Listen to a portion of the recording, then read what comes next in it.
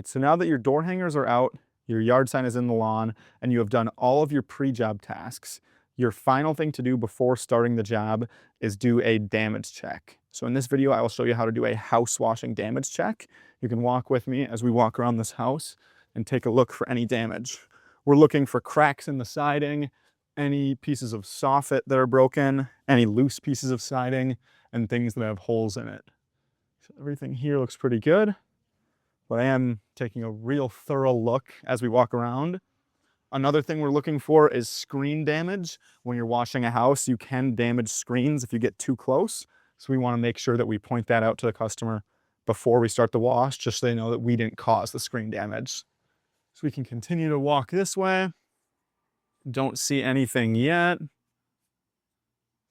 Looking for any holes in the soffits or dents of anything.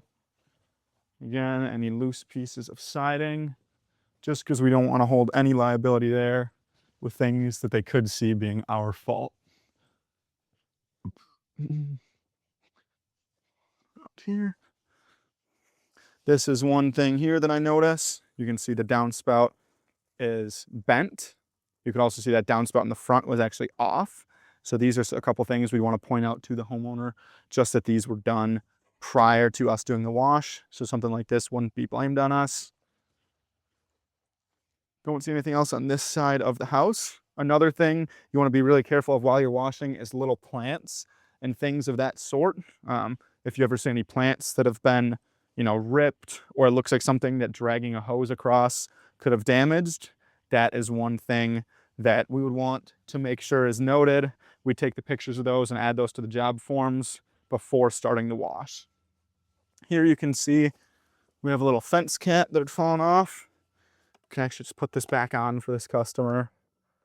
Make sure that they're taken care of when it comes to these. So, yeah. This is one thing we would want to take pictures of as well. You can see there's a loose piece of siding here. Just gonna leave that how it is, but there's a couple pieces here that we want to be really careful of as we're washing the house. Again, want to take pictures of these things before we start the job, so we're not held liable for their siding being broken. Same thing over here, loose piece of siding. We're just gonna leave that and be really gentle with it as we wash. Another thing that's easy to break during the wash are these little vent covers here. So we want to make sure that these are all good, and we're super careful around those as we wash. That one's not broken, but you do see them being broken a lot. And on this side of the house.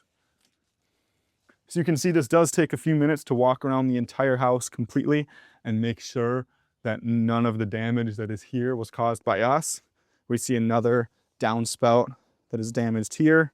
This is something as well that we would want to take a picture of and add this to the job notes before starting. Another extremely important thing that you need to be doing as you're doing your damage check is looking for exposed outlets and taping them if they are exposed. In this case, we have an outlet here that does have an outlet cover on it, which is what we're looking for. We're going to unplug whatever's plugged in here so we can actually close this outlet. That way no water is going to get in there.